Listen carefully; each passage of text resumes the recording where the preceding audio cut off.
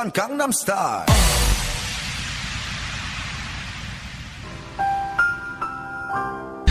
And now things you need to know on the 16th day of October as you head back to the water cooler in your office.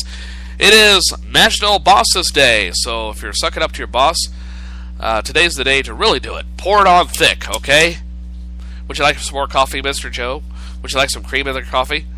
No thanks. Just calm down. It's also Dictionary Day, and reminds me of a post I saw on Facebook last night. Some redneck, I don't know if he did this in jest or if he is really that stupid, but basically it's one of those signs advocating people who come to this country and learn to speak English. I won't get into that right now, but speak our language. Only he put speak our language, A-R-E instead of O-U-R. And I'm thinking, yeah, that really gets your point across. Speak the language, and then you really confuse the poor guys and gals trying to learn our language. Oh well. In News Attack this morning, there's a media report that Jenny McCarthy is not scoring well as the new co-host of The View, and that fans want her off the show. You know, House Republicans are even threatening to shut down the network until it happens. You know, you don't have to shut down all of ABC, just shut down that program, okay? Not a big fan of The View. Even though, almost said Oprah Winfrey. Whoopi Goldberg is on there. Good grief, Joe. Wake up. Wake up. Wake up. You're at Grandma's now. Wake up. Apple reportedly ready to show off iPad 5. Yeah, yesterday they sent out invites for a news event next week. I haven't received mine yet. Where new iPads and Macs are expected. The invite says only, we still have a lot to cover, and has colorful leaves from the Apple logo. And are you addicted to Oreos? Well, you might be. Oreos are as addictive as cocaine, at least for lab rats, and just like us, they like the creamy center best. Researchers at Connecticut College found that eating the sugary treats activates more neurons in the brain's pleasure center than drugs such as cocaine. Wow. I'll think about that the next time I have an Oreo. I can stop anytime, man. Far out. Well, that sound more like a pot smoker there, but like, you got any more Oreos? Okay. Oh, I shouldn't have done that. That plugged up my sinuses. Man proposes to girlfriend while being chased by zombies. Huh? I really should read these ahead of time. You know, I'm not a huge fan of people posting videos of their marriage proposals, but I have one you have to see. This guy actually took his girlfriend through a haunted house, and while zombies were screaming all around them, he took out a ring. Yep, really. That's the story he wants to tell. Really, that's the story you want to tell your grandkids? I proposed to your grandma while we were in a haunted house. There were a couple of ghouls behind me. They're now my... almost said bridesmen. Oh, well. You get the joke. And finally, Tina Fey, Amy Poehler are expected to host the Golden Globes for the next 2 years. Yeah, I could go along with that. Not so much on Amy Poehler, but Tina Fey? Yeah, I've got a big crush on that gal. Well, they're expected to return as host of the Golden Globes for the next couple of years. The 2-year deal is a big win for the Golden Globes because Fey and Poehler's last stint as host generated positive reviews and nearly 20 million viewers, a 6-year high. And I have a feeling it's more of like from guys like me that just want to see these pretty ladies. Yeah, okay. I better stop before I start taking up smoking. It's time for news headlines on this Wednesday morning. Oh, Paul Harvey, where are you? Hello, Americans. This is Paul Harvey. Stand by for news.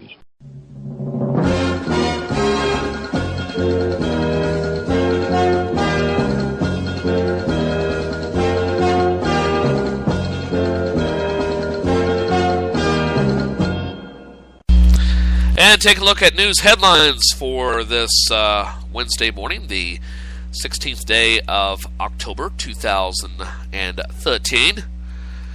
And I see, hold on just a moment here, I'm making some adjustments. So I'm trying to be coy about this, but it's not really working. More like Vance here. Okay, here we go. All right. GOP budget bill sacked before vote. Seems that a GOP budget bill that was slated for a House vote does not seem to have the adequate votes and will not come up for a vote. This plan would reopen the government and extend the U.S. debt ceiling while making some modifications to the Affordable Care Act. The U.S. is more than 2 weeks into a government shutdown and 1 day away from its debt ceiling, which is tomorrow. Afghan war vet awarded Medal of Honor. Former Army Captain William Swenson, an Afghanistan war veteran, was awarded the Medal of Honor by President Obama yesterday. He is the first Army officer since Vietnam to receive the Medal of Honor. He received the nation's highest military honor for bravery during one of the deadliest firefights against the Taliban in Afghanistan. Captain Swenson said yesterday that he misses being a soldier and asked to return to active duty. So, to Captain Swenson, we salute you, sir, and thank you for your sacrifice, and congratulations on receiving the Medal of Honor. And 2 arrests have been made in the death of a bullied Florida girl. 2 girls were arrested in the state of Florida in connection with bullying another girl who committed suicide. 12-year-old Rebecca Ann Sedgwick killed herself last month after as many as 15 girls cyberbullied her repeatedly, telling her to kill herself. Police arrested a 14-year-old girl who posted on Facebook, I'm going to turn that down just a little bit, who posted on Facebook this weekend that she had bullied Rebecca and didn't care. They also arrested a 12-year-old girl who had bullied Sedgwick online. And those are the news headlines for today. It's time now for a look at the nationwide weather forecast. And before I run down the forecast, I wish to remind you that you can get the weather forecast 24/7 via my website, tinyurl.com/Gunther's House or Gunther Mobile. And click on the weather link and get the forecast there. And it just occurred to me, I don't think I read down through my preliminary list of... I didn't do that this morning, did I? I just now realized that. I'm sorry, I just spaced out. I just realized I forgot to give you my email address, my Skype number, my Twitter follow, and all that. Well, I'll take care of that after the weather forecast. Okay. Winter weather warning right now. Here's a live look at the Fox 6 snow stick. This is out on the weather dick. And take a look at the weather forecast for the United States of America for this hump day. And cold front slowly slides to the east. Starting off in the northeast, cold front slowly pushes through the region through early Friday. Showers and a few thunder showers are likely to move into northern Vermont, upstate New York, except for the southeast, central and western Pennsylvania, West Virginia, and far western Virginia during the day today. It will remain dry along the coastal plain during the day today. Showers will move eastward tonight, almost reaching the coast by tomorrow morning's rush hour. Rain and showers persist across the entire region for tomorrow. In western and central areas will be drying out tomorrow night, with the drying reaching the coast during the day on Friday. High temperatures should be in the 60s over the interior, with upper 60s and low 70s across the coastal plain for today and tomorrow. In the south, a cold front slowly pushes through the region today and tomorrow, with rain and showers. The rain and showers extend from central and southern Texas to the southern Appalachians today. Tomorrow, the rain and showers are likely to be from southern Texas to the Carolinas. Thunder showers are possible along the Gulf Coast both days, but no severe thunderstorms are anticipated. Rainfall amounts should amount to about 1/4 of an inch to 3/4 of an inch, with a few isolated 1-inch readings or more. Highs east of the front reach the 70s and 80s from southern Texas to the southeast and Florida for today. Cooler temperatures mainly in the 60s behind that front. Here in the Midwest, the majority of the region will be dry and cool. Showers and rain are likely from the Great Lakes into Ohio, Kentucky, and extreme South Indiana. India indeed. Light rain or showers will move into the northwest part of North Dakota late in the day as the next cold front drops out of Canada. Cool highs in the 50s occur from the plains to the Great Lakes. Slightly warmer temperatures. 60s are expected from Missouri to Ohio and Kentucky. Out west, rain and snow. Mountain snow showers in southern Colorado and northern New Mexico will gradually come to an end by late afternoon. Additional snow accumulation of 1 to 4 inches are possible in the mountain regions.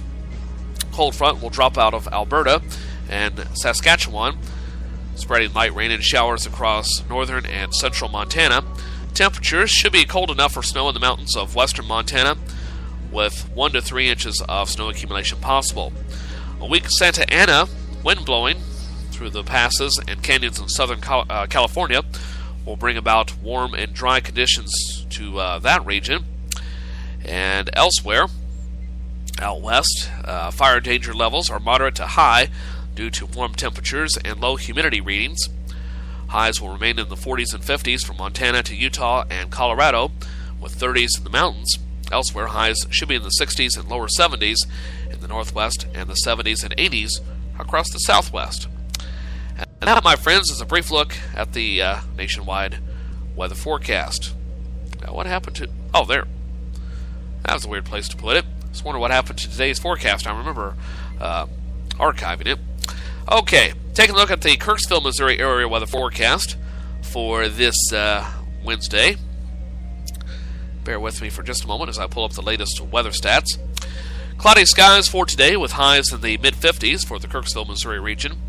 West and northwesterly winds about 10 to 15 miles an hour with wind gusts up to about 15 to 20 miles an hour. For tonight, cloudy skies with a slight chance of rain, just a 20% at this point. Lows in the upper 30s. Northwest winds about 5 miles an hour, becoming light and variable overnight. And then for tomorrow, mostly sunny skies, a little bit warmer. Highs in the lower 60s. West winds at 5 to 15 miles an hour, with wind gusts up to about 20 miles per hour. For Thursday night, partly cloudy skies, lows around 40. Light westerly winds shifting to the northwest after midnight at 10 to 15 miles an hour. Sunny skies on Friday, highs in the upper 50s, lows in the upper 30s.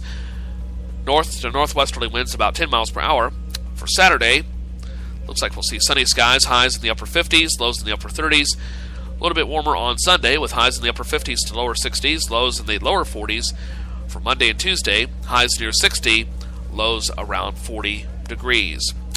And that is a brief look at the Kirksville, Missouri area weather forecast for this Wednesday. Right now, partly sunny skies and 51 degrees at KCI Airport. Cloudy and 49 at Lee Summit. St. Joe reporting partly sunny skies, 51 degrees this morning. Harrisonville, 54 and cloudy. Whiteman Air Force Base, 50 and cloudy. Moberly, cloudy skies and 50 degrees, 49 and cloudy in Kirksville. St. Louis reporting partly sunny skies, 53 degrees, 50 and cloudy in Columbia. And Nevada, Missouri, 50 and cloudy. The warm spot seems to be 56 so far at West Plains. Locally, winds are out of the west at about 15 miles per hour, relative humidity at 68%, barometric pressure on the rise at 30.05 inches of mercury. Across the region, 53 and sunny in Topeka, 52 and sunny in Manhattan. Wichita reporting sunny skies at 50 degrees. Lincoln, Nebraska, 49 and mostly sunny. Falls City, 50 and sunny. Cloudy and 47 at Lamoni, 50 and cloudy at Des Moines. And that wraps up the weather forecast on this Wednesday morning. Still to come, we'll have celebrity birthdays in a few minutes. Today in history, along with the CBS World News Roundup. APM's In the Marketplace.